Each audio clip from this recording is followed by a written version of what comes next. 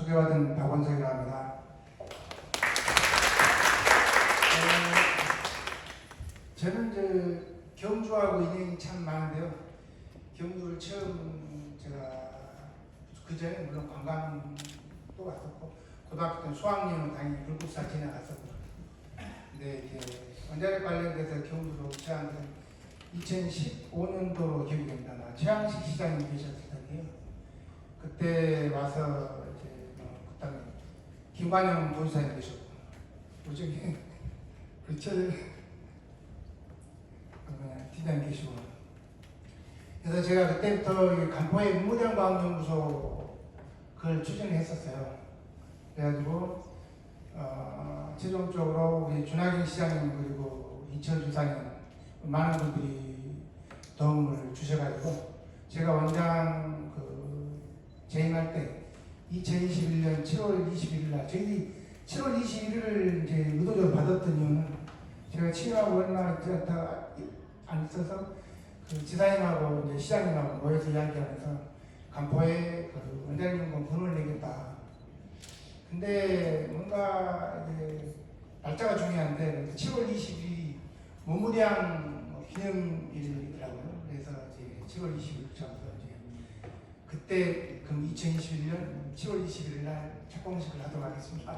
제가 열심히 해서 문무대항 기념일 날 저희들이 문무대항 과학연구소를 21년도에 해서 여러분 당시 제 마음도 그게 있어요. 어떻게 해야 문무대항 과학연구소를 원래 우리가 생각했던 만큼 크게 확장시켜가지고 직원들을 500명, 1000명 궁극적으로 더 많은 이제 사람들이 여기서 일하고 같이 경도가 커갈 수 있을까 고민했는데, 그때 하면서 제가 1년은 그 생각을 했었어요.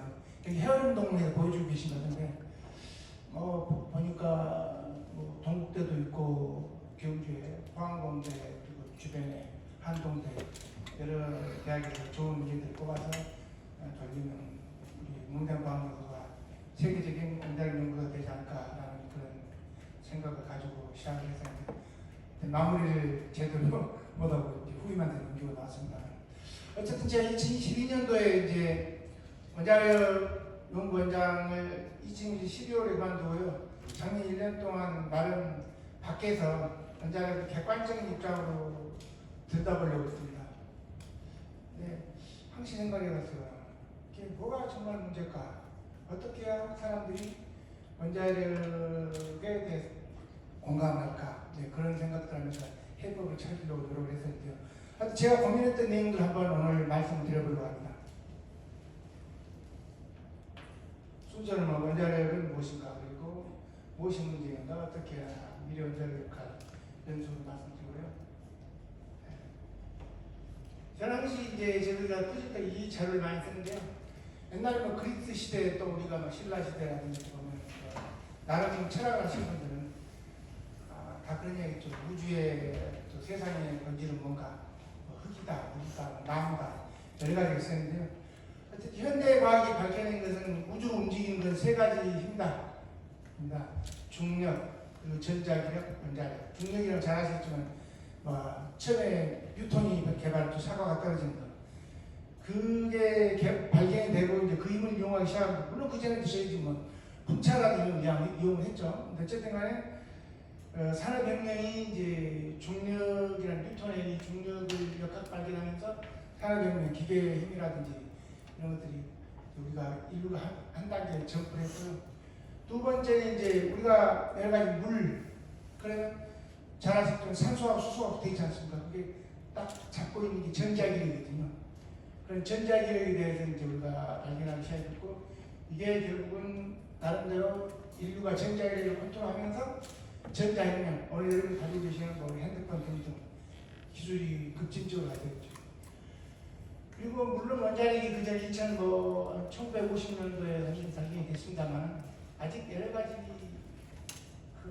이유가 이 세계를 이루고 있는 모든 것은 결국 원자 구성을 하고 하는 것은 결국 원자력이 핵력이 잡고 있기 때문에 물도 존재하는 거고 수소도 존재하는 거거든요.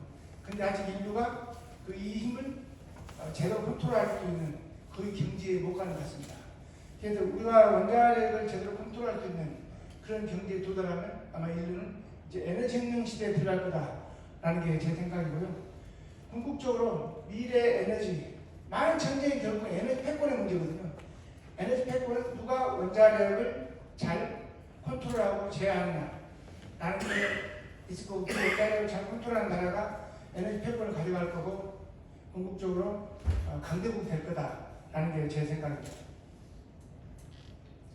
뭐 아시겠지만 원자력은 크게 두 가지가 있죠. 우라늄을 가지고 핵을 깨서 열을 내는 방법, 수소를 두 개 붙여가지고 융합해서 열을 내는 방법, 두 가지가 있는데요. 제가 원자력을 하다 보니 사람들이 자주 질문해요. 핵융합 언제 완성이 됩니까? 그런데 핵융합은 좀 아직은 기술이 좀 어렵습니다. 근데 최근 들어서 전 세계적으로 빌 게이츠 씨라든지 아마존의 사장님이라든지 이런 분들이 핵융합에 투자를 적극적으로 하고 있는 것 같아요. 그래서 제 생각에 이런 걸로 봤을 때 근미래, 옛날처럼 40년, 50년 아니고 근미래에 다른 핵융합이 산업화될 수 있지 않을까라는 생각이 듭니다. 지난 4월 달에 국내에도 첫 번째 이네이블 퓨전이라는 핵융합 벤처가 만들어졌습니다. 이네이블 퓨전은 어떤 핵융합 너를 개발하는 게 아니라 이런 분들이 투자한 세계적인 여러 가지 핵융합 회사가 있는데 그분들이 핵융합 장치를 만들기 위해서는 여러 가지 부품을 필요로 해요. 근데 그 부품을 우리 한국이 잘 만든답니다. 그래서 이네이블 퓨전은 이분들이 만들고자 하는 핵융합 너에 들어갈 수 있는 부품을 국내 중소기업하고 이렇게 매칭을 해줘가지고 우리 중소기업 기술이 핵융합 잘 적응될 수 있도록 이렇게 약간 튜닝 좀 필요하겠죠. 그런 중간에 매치메이커 비슷한 역할을 하는데 어쨌든 간에 국내에 처음으로 핵융합 벤처가 만들어졌습니다. 지금 대전에 있고요. 원자력의 시작을 보면 아시겠지만 처음에 현재 지금 뭐 돌아오고 있는 월등은 빼고요. 고리라든지 울진 있는 다 발전소들은 핵 잠수함, 냉전 시대에 무한 잠수할 수 있는 게 없을까 해서 그 헤이만 리커버라는 해군 제독이 시작을 했죠. 그래서 이때 만든 원자로가 땅으로 와가지고 오늘날에 뭐 거리로, 신고리로, 에이펠 천사대 이렇게 되는데요. 저는 이제 원자력의 문제는 그거라 생각이 들어요. 여러 기술들이 경쟁에서 뭔가가 정리됐어야 되는데 그러지 못하고 이 헤이만 리커버라는 사람이 물속에서 가장 잘 적응할 수 있는 원자력이 뭘까 해서 점수를 만들었어요. 그 당시에 뭐 소듐냉각 고수물 이야기도 나오고 남냉각 이야기도 나왔는데 헤이만 리커버가 생각했을 때 소듐냉각 고수물은 물에서 만약에 잘못돼가지고 잠수함이 벙커가 났을 경우 이 소듐이 상당히 격렬하게 반응하면서 문제를 유발할 거다 해서 그러면 다 죽였죠. 그리고 오로지 물에서 잘 돌아가는 이제 각 경수를 개발해 돌렸고요. 그래서 저는 원자력 시장이 여러 가지 기술 경쟁을 통하다기보다도 잠수함에 적합한, 거기에 과연 육상에도 적합한지 잘 모르겠어요. 그런 식으로 들어와서 시장이 편중이 되어버렸고요. 그리고 이제 경제성을 키우기 위해서 좀 전에 우리 김규태 교수님 말씀하셨습니다만 계속 스케일업을 했죠. 문제는 하면서 결국 군사적인 기술로 들어오다 보니까 이때 들어간 그 연료는 우라늄 농축도를 90% 이상 썼습니다. 핵무기에 들어갈 연료를 쓴 거죠. 그래서 여기에 들어갈 연료는 핵무기에 적용이 안 되도록 해라. 그래서 핵비확산 규제를 시작했고요. 그리고 이제 군대보다는 이제 여기는 그 민간 쪽이 있다 보니까 안전 규제가 들어오면서 원자로가 커진 만큼 안전 규제도 점점 부품이 계속 볼륨이 커져서 많은 안전 규제가 정말 만들어져요. 요즘은 원자력 산업을 안전 규제가 거의 목조고인 것 같아요. 거의 없어지지 않고 계속 누적되고 있는 것 같습니다. 그리고 이제 제가 어느 날 국회를 갔어요. 국회 부장님한테 원자력 설명을 좀 드리겠습니다 라고 말씀드렸더니 그분이 한쪽으로 푹 시간되더라고요. 원자력을 하면 빨리 읽고 안 하면 서서히 죽는다는데 어떡하지? 그러시더라고요. 누가 이분한테 이렇게 머리에 이런 걸 심어놨을까? 라는 고민을 했습니다. 어쨌든 간에 저는 한 시간을 가지고 열심히 설명하고 나는데 그분이 얼마나 생각이 개선되는지 모르겠습니다. 책을 보니까 낙선하셨더라고요. 좀 기껏 설명드리는 좀 아쉽긴 합니다. 어쨌든 이 원자력의 문제는 이 시스템에 대해서 느끼는 감정들이 개인별로 국가별로 사회별로 엄청 차원별이에요. 경주 시민들이 느끼는 원자력에 대한 이야기, 그다음에 서울 시민들, 영광 시민들, 대구 지역마다 너무 틀리고요. 개인별로 너무 틀려요. 그러다 보니까 지금 현재 원자력이 국내에서는 진영의 논리에 빠져버렸어요. 북한에 계신 분들은 안전하다고 그러고 민주당 사람도 똑같은 시스템인데 불안하다고 그러고 뭐가 이런 것을 만들었을까?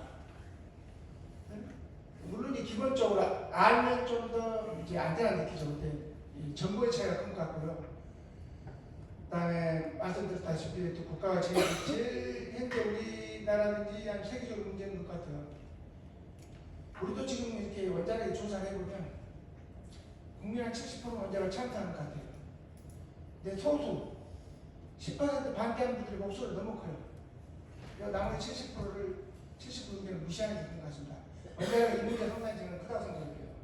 소수의 큰 목소리가 다수의 가치를 너무 많이 해소시키는데 다수는 거기에 대해서 말하지 않습니다. 다수 의견을 제시해야 돼요.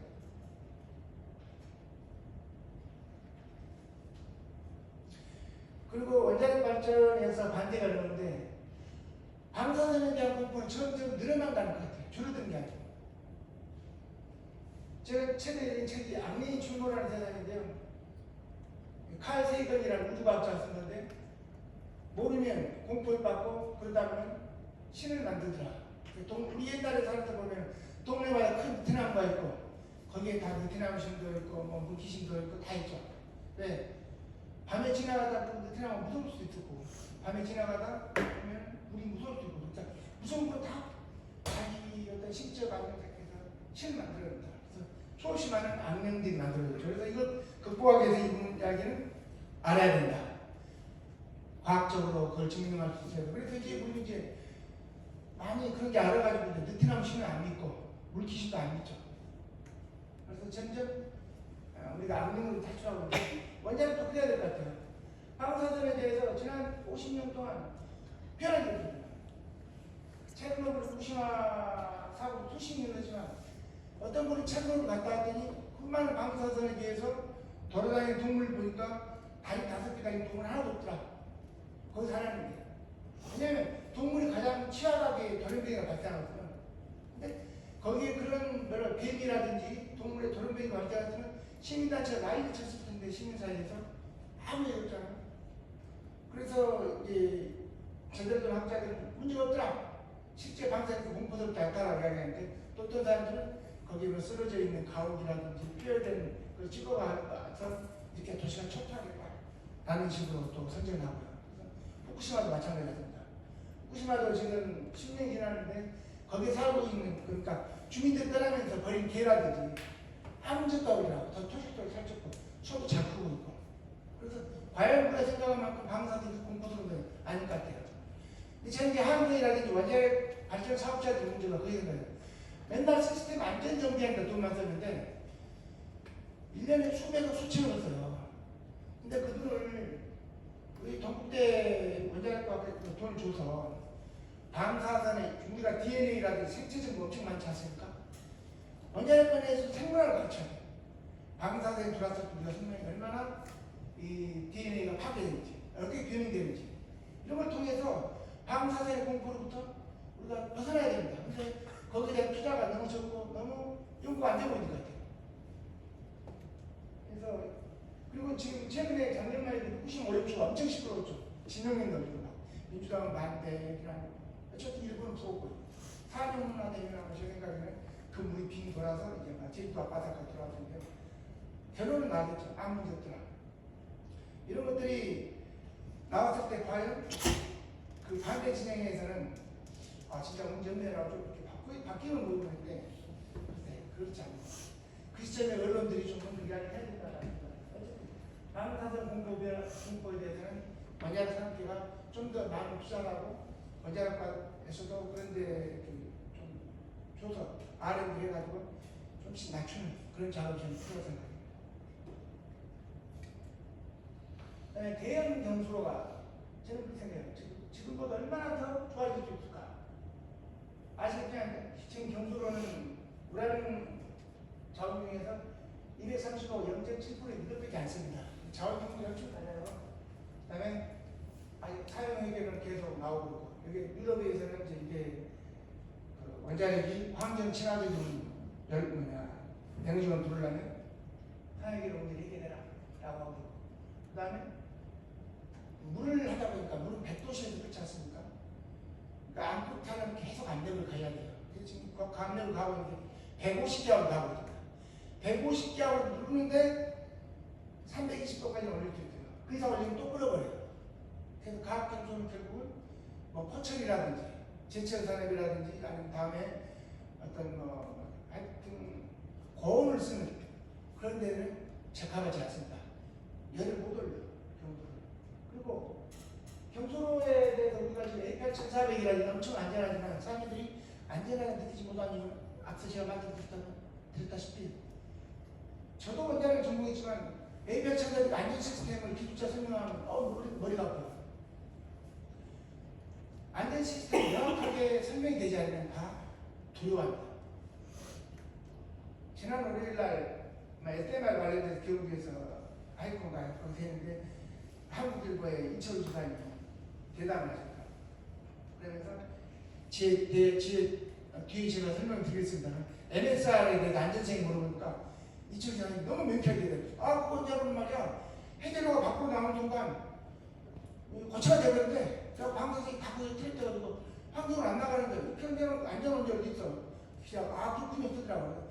즉 이철우 지사님처럼 원자력에 대해서 기술적으로 잘 모르신 분도 한 번도 그거 안전하구나 하는 그런 안전상을 갖는 시스템이 된다는 건데 A8,400은 정말 어려워요. 제가 되게 정말 어려운 것 같습니다. 그리고 A8,400이 대기금속 문제는 어떤 것이 반복해서 만들어지면 예를 들어서 삼성이 핸드폰 값을 올리기 위해서 갤럭시 22, 23, 24 계속 올리자면 뭔가 업데이트 시키죠. 근데 예를 들어서 A8,400 같은 경우는 아마 만들어진 게 그 20년 다 돼갈 것 같아요. 제 동생 1990년도에 설계했다고 합니다. 그 계속 반복적으로 만들어요. 그러면 단가가 떨어져야 됩니다. 단가가 안 떨어져. 예를 들어서 옛날 10년 전에 지을 때 A8,400 한 기 지을 때 5조 들어갔어. 오늘 김규태 교수님 말씀 지금 8조, 9조 들어가요. 왜 반복을 지었는데 반복에 한 학습효과가 없는가? 그 경제적으로 거기서 내는 경험이 내가 코스트 다운을 못 시키는데 이제 저는 안타깝고 그게 이 대형 경주의 한계가 아닐까 싶어요. 그래서 프랑스 플레명드 같은 경우는 12년도에 착공을 했는데 그때 예산이 33억 유로였어요. 2024년이 되니까 127억 유로. 4배가 뛰어버렸어요. 이런 게 이제 전 대형 경주가 갖는 한계라는 거고요. 그리고 이제 후쿠시마 사고를 통해서 대형 경주로에 대해서는 프레임이 딱 잡혔어요. 물론 우리가 막 설명을 합니다. 후쿠시마하고 우리가 노행이 틀리다. 그런데 많은 사람들이 각인이 돼 있어요. 대형 경주로. 그리고 그때 막 중계방송 있잖아요. 뻥 터지면서 막 날아가. 이미 그렇게 안전성에 대해서 약간 부정적인 그런 프레임이 이미 대형 경주로는 딱 잡혔습니다. 이걸 벗어나야 되게 정말 쉽지 않아요. 사람이 한번 선계에 들어가면 그걸 깨기가 너무너무 어렵습니다. 그래서 이제 IS가 나왔어요. IS가 바꿨죠. 사람들, 여러분들이 고속도로 갈 때 옆에 대형 덤프 트럭이면 위험하다고 느끼잖아요. 운전사가 안전한 운전 하더라고요. 근데 조그마한 택시라도 오토바이에 가면 전혀 위협을 못 느껴요. 왜? 내가 더 강해 보이니까.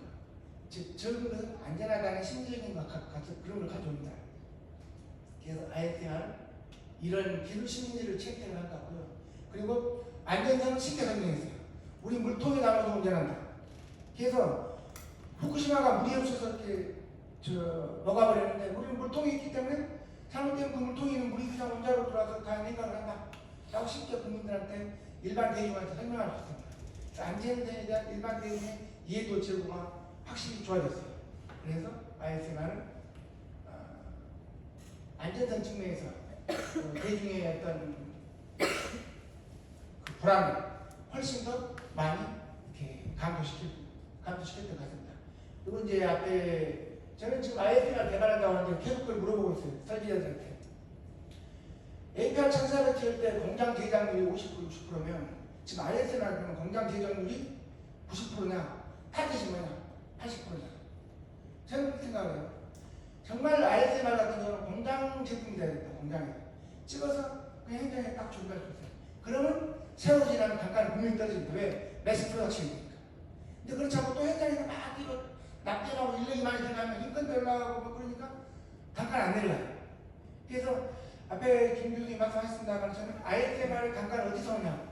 공장 제작률을 얼마나 맥시마이 시키냐? 최대 극대화시켰을 때 그때 ISMR 경기는 충분히 달성될 수 있다라는 게 제 생각이고요. 어쨌든 간에 ISMR은 기존의 원자력의 그 불안된 프레임을 나름대로 변화시키는 데 성공했다라는 생각을 하고 있고요. 그러다 보니까 여러 가지 GS 건설이라든지 이런 데서 참여하는 핸드 건설에서 들어오고 있죠.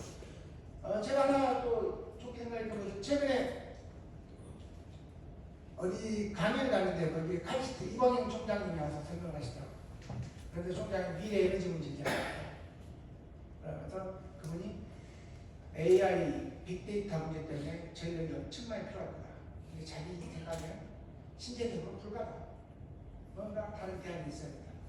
그래서 그분은 일단은 그런 큰 좋은 대안이 오기 전까지는 SMR을 썼으면 좋겠다. 그 양반이 전혀 원자를 갖고 없는 분입니다. 그분이 대중들 앞에서 SMR이라고 하시더라고요. 내가 들으면서 SMR은 나름 선전 효과에서는 성공했다라는 생각을 했습니다. 근데 SMR도 마찬가지로 이렇게 물린다기 때문에 이런 한계가 있어요. 오버이라든지 그리고 저희들이 이제 원자력 기술자 입장에서는 물을 쓰는 원자로는 일단 3세대를 벗어날 수 없다. SMR도 잘 준다면 3세대 플러스 이 정도의 어떤 그 등급을 먹이지 4세대라든지 5세대로 넘어갈 수 없다라는 게 저희들 생각입니다. 그래서 근본적으로 이제는 단기적으로 ISMR 시장에 들어오더라도 그걸 넘어서서 뭔가 새로운 패러다임으로 원자력 산업이 바뀌어야 된다라는 게 많은 사람 생각이고 제가 가지고 있는 큰 신념 중 하나입니다. 그래서 이제 제 4세대로 가야 된다라는 생각을 갖고 있어요. 어떤 식으로 갈 거냐? 위키피디아를 찾아봤더니요, 뉴클리어 파워가 리뉴어블 에너지로 취급될 수 있다. 어떨 때? 리뉴어블 에너지의 데피니션은 그거예요. 내가 현재 자원을 가지고 에너지 생산해서 했는데 그 자원이 고갈되지 않는 리뉴어블입니다. 즉, 우리가 태양광이라는 풍력을 리뉴어블 에너지는 써도 태양이 떠있는 게 계속 쏠 수 있어요. 고갈이 안 되죠. 그 다음에 풍력도 바람이 계속 부니까. 근데 원자력도 마찬가지로 예를 들어서 우라늄 235만 계속 줄창만 있었다. 그럼 리뉴얼이 안 됩니다. 근데 지금 지구상에는 우라늄 238이 엄청 많아요. 바닷물에도 들어있습니다. 그래서 U238을 플루토늄으로 변환해서 예를 쓸 수 있다면 원자력은 충분히 논리적으로 그러니까 리뉴얼이 뭐냐라는 그 논리적 측면에서는 원자력은 리뉴얼 될 수 있다라는 게 이제 위키피디아의 이야기고 그런 측면에서 저는 원자력이 어디로 가야 되냐? 현재 그 물을 핵분해를 시키는 방법은 두 가지로 크게 나눠집니다. 중성자 에너지가 크느냐, 핵분해 반응을 일으키는 중성자의 아주 적냐 두 가지인데 대부분 우리나라의 원자로는 핵분열 반응을 일으키는 중성자 에너지가 매우 낮습니다. 근데 반면에 핵분열 반응을 일으키는 중성자 에너지를 높게 가져가면 그걸 저희들이 이제 패스트, 빠르다, 패스트 트랙이라고 하는데 그런 패스트, 핵분열 중성자 에너지를 높게 가져가면 그것은 우라늄 238을 때려가지고 플루토늄으로 전환시킨다. 그래서 새로운 연료를 만들어야 되는 거죠. 그래서 저는 미래의 원자력은 리뉴어블이 돼야 되고 그러기 위해서는 고속, 패스트 스펙트럼 쓰는 그런 원자로로 가야 된다라는 게 제가 가지고 있는 원자력에 대한 기본 생각입니다.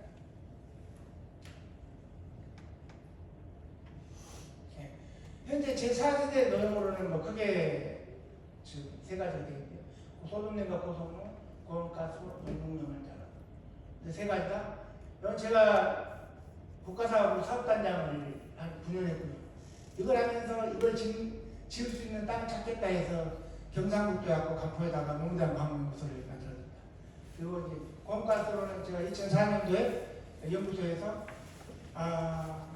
원자력의 힘을 이용해서 물로부터 수소를 생산하자. 그때 미국 대통령이 부시 대통령인데 하이드로젠 이코노미를 들고 나왔어요. 미래는 수소 경제에 가자. 그래서 그럼 수소 경제를 가려면 많은 수소가 필요할 텐데 어떻게 할까? 원자력을 생산하자. 그래서 제가 고온가스로 수소 생산에 대해서 원자력 수소 사업단을 만들었고 그때 제가 사업자가 같이 됐죠. 이것은 원자력 연구 원장 하면서 제가 새롭게 두 가지 사업을 이렇게 정부에 제안했습니다. 하나는 선박용 엔진으로 하나 가겠다. 하나는 트럭에 싣고 다니면서 여기저기 전력 필요한데 궁금하겠다. 해서 제안했는데 재밌었던 것은 뒤에서 말씀드리겠습니다만 문재인 정부 때는 탈원전이랑 새로운 원자력 시스템 개발을 금지했어요. 고등학교 나가는데 근데 국가에서 혁신도전 프로젝트라는 걸 운영했는데 제가 이걸 혁신도전 프로젝트에 응모를 했어요. 거기 프로젝트 심사위원들 누구냐면 삼성전자 전문하든지 현대 건설, 상무, 원자력 전혀 관계없는 기업체의 임원들이 있습니다. 그 임원들이 보더니 야 이거 개발하자 해가지고 2020년도에 선정을 해줬고 또 그 원자력에 대해서 네거티브였던 그 당시 청와대에서도 이건 개발만 하네 해서 예산을 태워서 이 사업을 문정부, 전 정부 마지막 해에 아마 정사하고 출범을 했습니다. 네, 이게 바로 이제 영웅은 방금 말씀드린 그 영웅원자인데요. 하여튼 시스템은 엄청 단순합니다. 우리 이철우 지사님 말씀하셨다시피 이게 만약에 벌링 돼서 문제가 생긴다. 그러면 벌링 되면 부피 팽창을 하지 않습니까? 그러면 오버플로우가 생겨가지고 덤프 탱크로 빠지면서 오버플로우가 되면 어떤 일이 벌어지냐면 이게 그 해결로의 임계 질량, 해결로는 연쇄 반응을 하려면 어느 정도 예를 들어서 질량이 있어야 돼요. 이런 경우에 서 100이라는 질량이 있어야 되는데 끌어가지고 한 2나 3 질량이 빠져서 덤프 탱크로 빠졌다 그러면 핵반응이 중대버려요.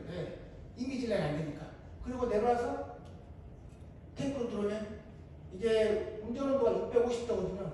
650도 밑으로인데 한 500도, 멜팅 포인트가 550도예요. 550도 이하로 내려가니까 전부 고체가 되버려요. 그래서 딱딱해지면서 방사선 물질 전부 트랩시켜버려요. 그래서 이철우 기사님 이걸 보고 신문기자가 물어보니까 그건 사고 나서 말이야. 해결로가 뭐 터진다 밑으로 올리면 다 묻어버려. 그러니까 안전해. 그렇게 말씀을 하셨습니다. 이 원장님. 그래서 안전성에 있어서는 저는 물리학적으로 거의 완벽하다는 생각이 들고요. 사회결례도 없습니다. 액체 지금 예를 들어서 플루토늄 같은 우라늄 같은 산쪽이 돌아다니죠. 그리고 여기서 빠져나오는 것은 피쇼 프로덕트, 소규모의 핵분열 폐기물만 빠져나오죠. 그래서 사회결례도 없고 미량의 폐기물만 나온다. 라는 강점이고요. 그리고 세 번째는 해결로 집합체, 지금 예를 들어서 지금 중수로 같은 경우, 중수 빼려면 대전에는 해결로 공장에서 해결로를 제조해서 들고 들어야 됩니다. 농축을 써야 됩니다. 이건 그거 없어요. 그냥 액체로 해결을 만들어 부숴버리면 됩니다. 그래서 전 공정이 매우 간단합니다. 그리고 컨트롤러도 없어요. 왜? 온도가 올라가면 부피가 팽창되면서 자연적으로 핵분열 반응률이 떨어져가지고 주저앉아버려요. 그래서 시스템 간단한데 싸게 만들 수 있을 거다. 라는 강점이죠. 이런 것들 때문에 뒤에서 말씀드리겠습니다. 자, SFR이라든지 소중미가 고속물이라든지 고용가스로 이걸 개발해서 빡빡 위에서 들고 나오는 사람 누구나 바로 원자력 시스템 개발자들.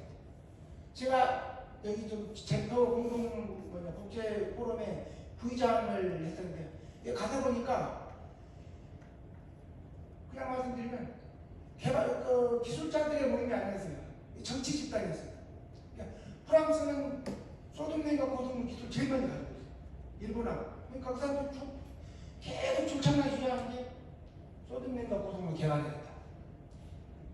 라는 거였고, 일부 이제 남아프리카 공화국이라든지 중국, 또 일본도 일부 고가스 개발한 사람들. 그 사람들이 개발해야겠다. 그래서 이 시스템 개발자들이 선정한 게 이 두 시스템입니다. 반면에 저는 이걸 어디를 두고 오느냐 말씀드렸다시피 원자력을 갑자기 아무도 없는 정말 에너지만 필요로 하는 삼성전자 이런데 거기 들고 왔을 때 그 사람들이 그때 그 국가혁신도전 프로젝트가 140개 가지고 올라왔습니다. 마지막에 2개를 선정했어요. 이게 그분들이 바로 이게 미래의 에너지를 해결할 수 있는 시스템 같다 라고 선정을 해서 뽑혔어요. 그때 뽑힌 2개가 저희 용문용 원자로 하나가 서울 부산을 20분에 주파하는 하이퍼투브 열차 2개가 뽑혔습니다. 그래서 저는 이거에 대해 다른 건 몰라도 그런 생각이 많이 들어요. 이것은 정말 에너지를 필요로 하는 시장 수요자가 이거다 라고 정말 객관적으로 판단한 원자로다. 그래서 이 원자로는 제대로 개발되면 이제 제가 앞서서 그 말씀 드렸죠. A8740은 호불호가 너무 차이가 나가지고 진영의 논리에 빠져버렸다. 이것은 개발이 잘 되면 호불호가 다, 호감 나는 게 다 비슷할 거다. 그래서 진영 논리로 안 빠지는 원자력이 되지 않을까라는 그런 생각을 합니다. 국내 사회결로 지금 SMR만 많이 이야기하는데요. 지금 국내 사회결로 많이 쌓여 있습니다. 근데 현재 우리나라 사회결 정책은요. 박정희 대통령 때 원자력 발전을 하면서 박 대통령께서는 뭔 생각을 하냐. 이걸 리사이클 해볼까? 리프로세싱 해볼까 했는데 미국이 눈을 붉고 있으니까 또 미국이 결사반대했죠. 그러니까 진도가 안 나가니까 에라 웨이팅시 기다려보자. 그래서 70년대부터 지금까지 계속 우리나라 사회계를 좀 웨이팅시입니다. 언젠가는 결정을 해야 돼요. 물론 미스에서 갈 수도 있습니다. 이런 것들에 대해서 저는 국민들이 좀 더 많은 관심을 가져야 되고요. 이게 지금 제가 알기로는 한전에서 한 다발당 3억씩 뒷파지다는 걸 알고 있습니다. 그래서 아마 몇십 조의 사업이 될 거예요. 그래서 SMR 상단에서 SMR만 신경 쓸 게 아니라 이런 사회결로 사업에도 좀 뛰어들어가지고 이게 향 돌아가면 몇십 조 사업이기 때문에 충분히 어떤 산업적 가치, 일자리 창출 가치 그런 게 있다고 생각이 들어요. 그래서 경주가 뭐 최종 처분장의 어떤 그런 문제가 아니라 사회결로를 직접 처분하든 아니면 리사이클링을 하든 그런 측면에서 산업을 실제 국민민간 산업이 지금 전혀 눈을 못 뜨고 있습니다. 그래서 경주에서 이런 산업에 대해서 한번 눈을 뜨고 시작해보는 건 어떨까라는 생각을 한번 해봤습니다. 그 다음에 지금 SMR 만들었는데 SMR이 발전용만 되어가지고는 망합니다. 때 안 돼요. 저는 SMR 어디 넣고 싶었냐면 평택의 반도체 단지에 넣고 싶었어요. 지금까지 평택 반도체 단지는 경기도에서 일단 SMR이 무서우니까 가스 플랜트를 짓는다고 하더라고요. 그 다음에 당진에 있는 제철 교통도. 그 다음에 제가 최근에는 거제도에 있는 삼성중공업하고 이야기를 해봤어요. 삼성중공업이 1년에 낸 전기요금이 7,000원이랍니다. 근데 거제도에 삼성중공업이 있고 하나 오션이 있죠. 그러니까 두 곳에서 내는 전기요금 거의 1조 5천원에 2조까지 간다고. 그런데 SMR 들어가니까 그렇게 울려서 발전용이 아니라 그런 분산형 전원으로서 어떤 특정 지역의 산업체 에너지 공급 장치를 SMR 저는 들어야 된다고 합니다. 그러려면 도시 또는 인구 밀접 지역에 접근해야 됩니다. 그러면 SMR에 대해서 사람들 무서움이 있어야 돼요. 그래서 어떻게 해야 될까 고민해봤는데요. 옛날부터 막 기침을 하고 있는 불안하잖아요. 내가 폐암 걸려요. 알고 있어요. 근데 지금 히트를 치고 깨끗이 나옵니다. 폐암 나구나. 잠시 그냥 별로 이유 없는 기침이다. 라고 안심을 하는 거죠. 즉, 사람들이 우리 몸을 들여다보면 내가 안심하듯이 어떤 물건들과 투명하게 들여다보면 훨씬 안심하게 됩니다. 그래서 저는 동국대 교수 계시나 원자력 진단 기술이 매우 필요해요. IT업 전공에서 들여다볼 수 있어야 돼요. 근데 SMR 현재 설계하는 파트에서는 개통 설계를 하고 있습니다. 봐야 됩니다. 그리고 보고 주민들이 SMR 경주에 있다. SMR 발전소가 학생들은 이 발전 돌아가지고 딱 수도 이게 똑같은 현상인데 봐라. 어느 개통이 투명하게 보시면 내가 이 개통을 알고 있고 보고 있구나. 그리고 이 사람들을 보고 있구나. 그럼 훨씬 안심합니다. 그래야만 저는 이 SMR이 도시 첫 분석을 모니터링 기술도 많이 갖추고 접목해서 SMR 정확한 실시간 들다보고 줍니다. 디지털 트윈도 많이 하죠. 네. 이런 게 필요하다. 도시 접근성을 위해서 생각하고요. 그리고 70년대, 80년대에 대한민국의 제1기업이 한전이었습니다. 삼성이 뭐 한전 따라갈 수 없었어요. 근데 지금은 대한민국 제1기업은 삼성입니다. 민간인들은 엄청나게 돈을 벌었어요. 그 거대 자본의 집약이 이제는 거대 과학에 도전합니다. 대표적인 거대 과학이 원자력 우주인데 이 우주는 주말에 나오죠. 누구죠? 앨런 머스크. 네. 앨런 머스크가 스페이스 이런 식으로 이제 자기가 화성에 가겠다 이렇게 뛰어들고 있습니다. 저 원자력도 이미 지금 현대건설이 뭐 도른다고 현대중공업 이야기하는데 그 미래에 인간이 들어오지 않을까 생각이 들어요.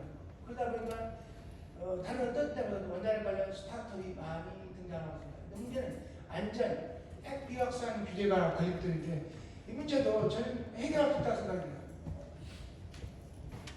현재 핵비확산 하는 분들은 70년대 핵비확산 기술을 가지고 계속 밀어붙입니다. 이건 정말 잘못했어요. 여러분이 한번 공부를 해봐야 돼요. 70년대는 발전소를 내가 쏘쏘 들었어. 이것도 하지 말고 참 그랬는데 지금 CCTV 걸려있고 여러 가지 모니터링 시스템으로 핵비확산 가능하면 핵물질의 도용이거든요. 블록체인 등 여러 가지 있어서 핵물질의 도용을 철저히 감시할 수 있어요. 현재 여러 가지 모니터링 기술. 그걸 접목을 하면 원자력한테 좀 더 많은 핵비확산 측면에서 자유도를 줘야 됩니다. 근데 핵비확산하는 친구들이 공부를 안 해요. 계속 7, 80년대 기술을 올라갑니다. 그걸 뭔가 정책적으로 풀어야 생각해요. 정부에서. 그런 것들 필요하고 안전기술도 마찬가지입니다. 앞서 말씀드렸다시피 70년대 규제에다가 80년대 계속 언급하고 있어요. 새로운 기술과 충분한 밑에 기술이 없대야 되는데 그냥 이상은 귀찮으니까 계속 있고 계속 있는 거예요. 그러니까 지금 아까 말씀드린 대형 경소에 그 건설 단가가 계속 올라가는 거죠. 풀어주지 않는다. 이런 문제에 대해서도 저희들이 접근해서 풀어야 됩니다. 지금 제가 보는 원전산업 정책연구센터 그런 일을 일종의 하고 있습니다. 규제를 어떻게 하면 선진화시킬 것인지 이런 것들을 합리화시키는 거고요.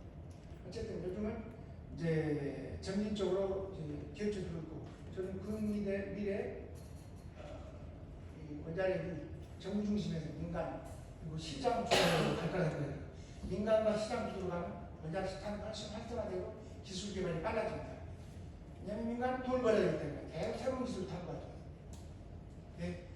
공기업은 톱된 말로 일 하나하나 얼굴 계속 나오니까 그게 급하겠죠. 그래서 저는 그런 생각을 해요. 지금 ISMR 개발하신 분들이 80년 수명을 이야기하더라고요. 저는 그래서 우리 그 동료 설계분들한테 설계자분한테 미쳤다. 원자력 산업을 말아먹으러 작정을 했더라. 하나 만들어서 80년을 가면 어느 산업이 이상합니까? 100개 짓고 나면 7개 처음부터 80년 하고. 그래서 제가 어제 두산중공업 부사장이었는데 지금 가압경도 두께가 20cm입니다. 압력입니다. 자, 수명을 내가 40년 주면 두께를 줄 수 있냐? 줄 수 있대요. 그 단가를 맞출 수 있대요. 그래서 저는 지금 이런 원자력 개발하는 분들이 저는 수명을 줄여야 생각해요. 원자력 시스템 수명. 그래가지고 시장을 활성화시키고 산업체가 많이 들어오고 그런 어떤 일이 벌어지면 경쟁이 벌어집니다. 그리고 단가가 떨어지고 그 원자력사에 사는 거예요. 그만큼 원자력 관련 일자리가 늘어나요. 저는 그것도 이제 여기 써놨던가 수명이 줄어들어서 핸드폰 보세요. 매년 나오는 거 어떻게 돼요? 매년 새로운 게 들어오는데 핸드폰에. 지난번에는 뭐 줌이 50배인데 지금 막 100배, 200배. 핸드폰의 수명이 1년, 2년이다 보니까 제너레이션이 엄청 빨라요. 진화 속도가. 원자력의 기술 진화 속도가 빠르다면 저는 원자력 시스템의 수명도 지금처럼 80년, 60년보다는 30년, 40년 정도가 적절하게 한다. 20년 됐죠. 대신 단가 맞췄다. 그렇게 하면 사람들은 쓰레기 걱정을 해요. 그거 짧은 것 같아요. 왜? 또 쓰레기 처리하는 기술이 늘어납니다. 지금 우리가 아까 경주에 내렸더니 그거 써있더라고요. 화장실 우리 노래도 걱정하지 마십시오. 왜? 오염수를 다시 정화해서 쓰는 물입니다. 그만큼 기술 발달해서 물도 정화해서 쓰지 않습니까? 마찬가지로 그렇게 폐기물 나왔을 때 또 우리가 기술 개발해서 철대로 구리문 불대로 재사용하는 그런 기술을 또 개발할 거라고 그렇게 또 코스트를 낮추고 그다음에 저는 수명을 낮춰야 된다. 원래 이렇게 주문하고 있는데 말 안 들어요.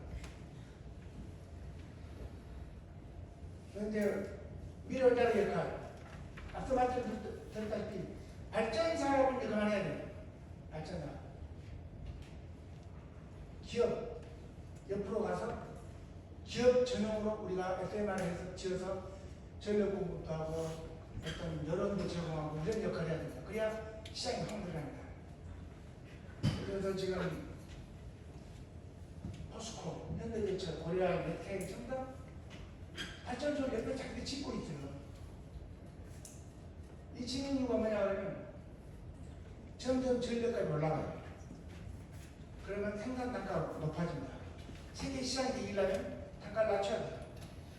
그래서 자기들이 한전의 전력을 사서 쓰자니 송전 비용이 전체 전력 비용 30% 나오고 그래서 그때 송전비용은 되게 30%더 물어야 돼요.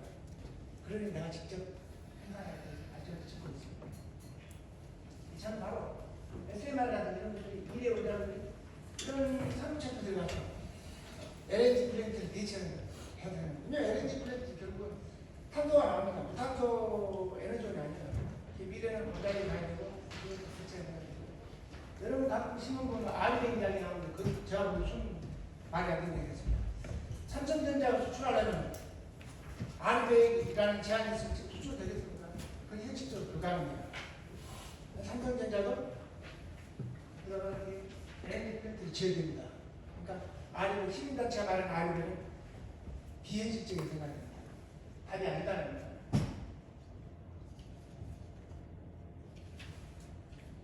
그래서 저는 앞서 말씀드린 SMR 플러스 다양하게 국제사기구가 지금 컨테이너선 선박을 전부 다 무탄소 엔진 다 바꾸라고 해요. 2030년도부터는 선박 엔진 디젤 쓰지 말아라. 2050년까지는 디젤이라든지 뭐 이렇게 탄소를 배출하는 선박 엔진 더 쓰겠다라는 게 세계 회사기구의 지침입니다. 현재 지금 전 세계 상선이 얼마나 10만 채 돌아다녀요. 저는 꿈을 꿔봤어요. 원자력 상선에 들어가는 이런 조그마한 원자력 시스템이 나옵니다. 그래서 만척 10%, 만척에다만 태워도 엄청난 시장일 거다. 그래서 이런 걸 원자력이 이제는 역할해야 되고, 그리고 잘 생각해보세요. 대전이 커진 이유가 경부선에 열차가 생기면서 대전이라는 도시가 컸습니다. 그 전에 충청도 대표 도시는 청주였어요. 물류가 도시를 바꿉니다. 만약에 미래에 해상 물류가 원자력 상선으로 간다. 그럼 누가 원자력 상선을 접안할 수 있는 그런 항구를 먼저 만들어서 테스트베드 해가지고 하냐에 따라서 도시가 변할 거라는 거예요. 그래서 저는 그런 강포에 이런 테스트베드를 새로운 항구를 만들자. 그래서 만에 하나 미래에 정말 원자력 상선이 물류의 중심이 된다면 강포가 세계적인 항구가 될 거다. 라는 생각도 한번 해봤습니다. 뭔가 해상 물류 도시 흐름을 바꿀 거다. 라는 생각을 합니다. 그리고 이제 지금 보니까 제가 울릉도란 말은 울릉도가 디젤 발전기로 전기 생산하는데 킬로와트아워가 한 300 몇십원 돼요. 그래서 제가 울릉도 앞바다에다가 이런 울릉도에서 한 1km, 2km 동해안에다 이렇게 발전소를 만들어서 해저 케이블을 해서 울릉도에다 에너지 공급을 하겠다라고 2024년에 말씀드렸더니 지사님 뭐라고 안 하셨는데 동해안 본부라니까 그런 거더라고요. 울릉도 청정해 이게 무슨 원자로입니까? 그래서 이제 지사님 그런 사동항 만들 때 거기다 공간을 줄 테니까 거기다 한번 해보자 라는 이야기를 했습니다. 이런 생각을 해서 결국은 도서 지역이라든지 그런 배지 그리고 이렇게 움직이는 여러 가지 교통수단에 원자력이 시장 확대해야 된다. 이거 배터리, 그러니까 이게 또 그렇더라고요. 또 화물을 많이 실어야 되기 때문에 공간을 엔진이 공간 적게 넣어야 되는데 수소 엔진을 쓴다든지 가스 엔진을 쓰면 이게 너무 벌켜져가지고 공간을 많이 잡아먹어가지고 짐 실을 공간이 부족하더라고요. 그런 차원에서 원자력 상당히 괜찮다라는 생각이 하고 있고 회사기구도 받아들일 수 있지 않을까. 저는 이제 원자력이 계속 논쟁이 중심이는데요. 제 꿈은 그렇습니다. 여의도역에다가 이렇게 원자력을 설치하자. 여의도역에 원자력이 들어가는 건 원자력의 논란은 종착이 대단히 논란을 감점으로 논란이 있다라는 게 생각이고 제 세대에 넣을 것 같은데 원자력 생각하시는 분들이 미래 기대되는 여의도도 꼭 하나 지어보세요. 그러면 더 이상 원자력이 호프로 이런 문제는 이제 변화가 됩니다.